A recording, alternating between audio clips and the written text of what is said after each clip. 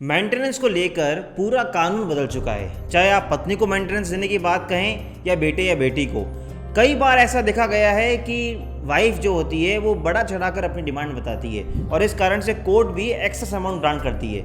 लेकिन बार बार supreme court ये कहती आई है कि आपके कहने या आपकी पिटिशन में लिखने से किसी को आप मेंटेनेंस ऐसे ग्रांट नहीं कर सकते, आपको उसकी गहराई में जाना पड़ेगा। खैर, अब इन सब सवालों का जवाब हम आपको आज के इस वीडियो में देने वाले हैं, क्योंकि 2023 में हाल ही में इस नवंबर में honourable supreme court of India ने एक लैंडमार्क जजमेंट में मेंटेनेंस पे डिटेल गाइडलाइन दे दी है। अब आपको बस वो गाइडलाइन जाननी है, ताकि अगर आप कोई मेंटेनेंस का केस करना चाहें या आपके खिलाफ कोई मेंटेनेंस का केस हो तो आप बेस्ट से बेस्ट रिलीफ पा सकते हैं। Welcome back to channel. मैं हूं आपका अपना वकील दोस्त एडवोकेट नमन मनोत और आप मेरे साथ देख रहे हैं लीगल शॉर्ट्स, वो चैनल जो आपको जागरूक करता है कानून की हर छोटी से बड़ी जानकारी के लिए। शुरू करते हैं आज का ये खास वीडियो।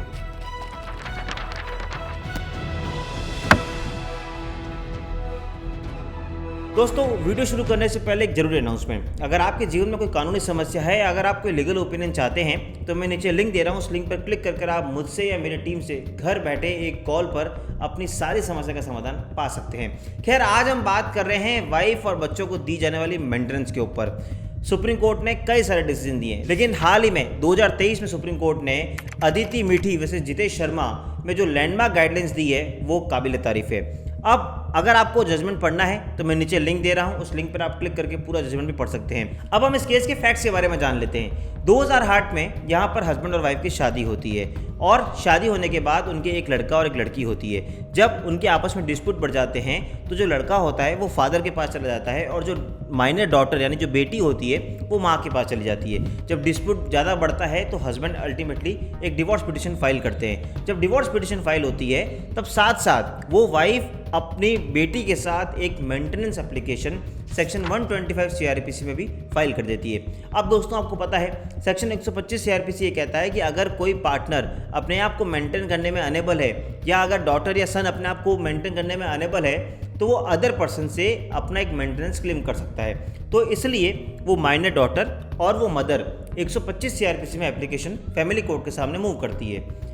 इसी बीच डिवोर्स ग्रांट हो जाता है। डिवोर्स ग्रांट होने के बाद वो जो मेंटेनेंस एप्लीकेशन है फैमिली कोर्ट में वो पेंडिंग रहती है।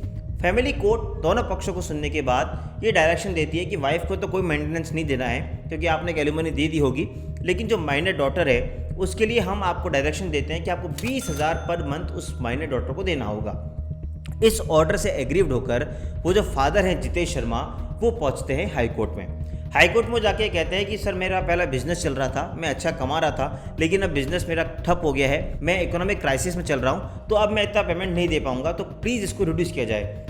High court without going into any reasoning और बिना कोई जजमेंट को फॉलो किए 20,000 से सीधा वो अमाउंट घटाकर 7,500 कर देती है। अब जब 7,500 अमाउंट हो जाता है तो वो माइनर डॉटर पहुंचती है सुप्रीम कोर्ट और वो ये अपना आर्गुमेंट कहती है कि जब फैमिली कोर्ट ने डिटेल रीजनिंग देकर 20,000 डिसाइड किया था तो ये क्या रीजनिंग है हाई कोर्ट की कि सिर्फ इकोनॉमिक कोई क्राइसिस है तो आप उसका मेंटेनेंस कम कर दोगे, और क्या ऐसा रीज़न था कि without any giving any reason आपने इसको 20,000 से 7,500 पर मंथ कर दिया, जो कि बिल्कुल इलॉजिकल और अनरीजनेबल है। सुप्रीम कोर्ट ने दोनों पक्षों की बात सुनी और अपने 2 लैंडमार्क जजमेंट्स का डिटेल एनालिसिस किया। एक लैंडमार्क जजमेंट जिसने भारत में पूरे मेंटेनेंस के कानून को बदल के रख दिया था उसका नाम है Rajneesh versus Neha 2021 supreme court. वैसे हमने उस पर भी एक डिटेल वीडियो बनाया है, उसकी भी मैं नीचे लिंक दे रहा हूँ, आप चाहें तो वो वीडियो भी देख सकते हैं। खैर, इस जजमेंट में honourable supreme court of India ने रजनीश वर्सेस नेहा के उन लैंडमार्क पैरा 72 की बात करी। रजनीश वर्सेस नेहा में सुप्रीम कोर्ट ने कहा था कि मेंटेनेंस के केसेस में कभी वाइफ बड़ा चढ़ा कर लिखती है और कई बार हस्बैंड अपनी आय को छुपा देते हैं। तो ऐसी परिस्थिति से बचने के लिए हम एक डायरेक्शन देते हैं कि अब जो भी पर्सन, चाहे हस्बैंड हो चाहे वाइफ हो, वो अगर मेंटेनेंस क्लेम कर रहा है तो उसको एक एफिडेविट फैमिली कोर्ट में पेश करना होगा। उस एफिडेविट में उनको लिखना पड़ेगा कि उनके पास क्या असेट्स हैं और क्या लायबिलिटीज़ हैं, और ये दोनों पक्षों को देना होगा। और जैसे ही अगर आप उसको पेश करेंगे तो सामने वाली पार्टी के पास ये राइट रहेगा कि वो उसका रिप्लाई करे, और रिप्लाई करने के लिए भी वो 2 एडजमेंट से ज़्यादा नहीं मांग सकता। ऐसा इसलिए कहा गया ताकि जब आप कोई एफिडेविट में बात कहेंगे तो आपको उसमें सच लिखना पड़ेगा।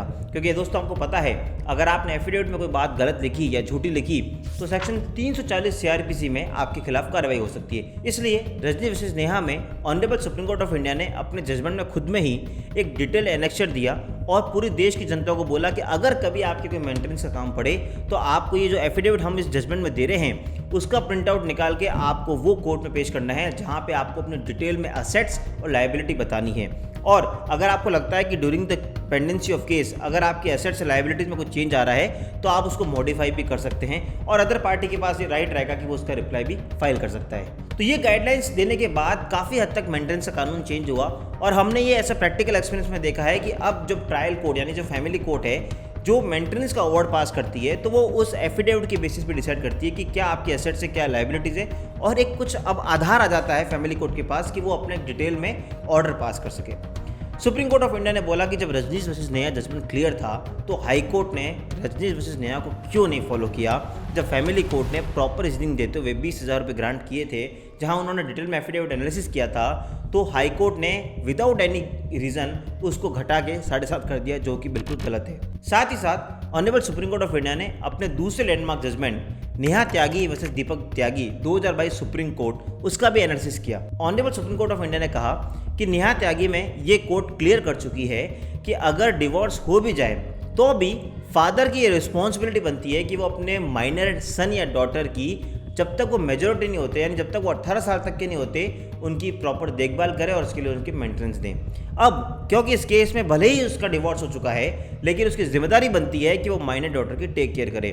इसलिए finally honourable supreme court of India ने ये दोनों जजमेंट्स का एनालिसिस करने के बाद ये डायरेक्शन दी कि हम हाई कोर्ट के ऑर्डर को सेट असाइड कर रहे हैं और फैमिली कोर्ट के ऑर्डर को अपील कर रहे हैं। और honourable supreme court of India ने देश की सारी हाई कोर्ट के जुडिशियल ऑफिसर्स और फैमिली कोर्ट के जुडिशियल ऑफिसर्स को डायरेक्शन देते हुए कहा है कि हम इस सुप्रीम कोर्ट के सेक्रेटरी जनरल को डायरेक्शन देते हैं कि आप इस देश की जुडिशरी के सारे जुडिशियल ऑफिसर्स को रजनीश वर्सेस नेहा की कॉपी प्रोवाइड कराएंगे और आगे से इस देश में जो भी मेंटेनेंस का केस डिसाइड होगा, चाहे वो 125 CRPC की एप्लीकेशन हो या section 24 of Hindu marriage act की बात करें, कोई भी मेंटेनेंस एप्लीकेशन है जहां पे आप अपने पार्टनर से मेंटेनेंस मांग रहे हैं या अपने पेरेंट्स से मेंटेनेंस मांग रहे हैं, उस केस में रजनीश वर्सेस नेहा फॉलो होगा, उसका एफिडेविट फॉलो होगा और अगर वो फॉलो नहीं होता है तो उस ऑर्डर को हम सेट असाइड कर देंगे।